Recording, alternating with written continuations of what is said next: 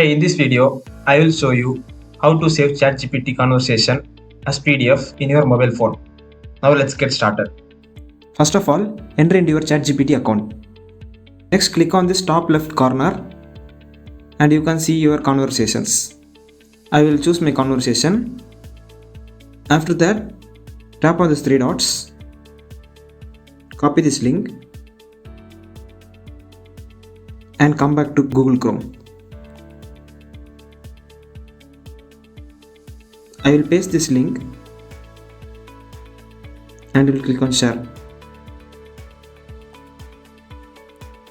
Now swipe below and you can see the print icon. Click on print and download as PDF. It will be saved in your downloads. That's it, friends. I hope you like this video. Thank you.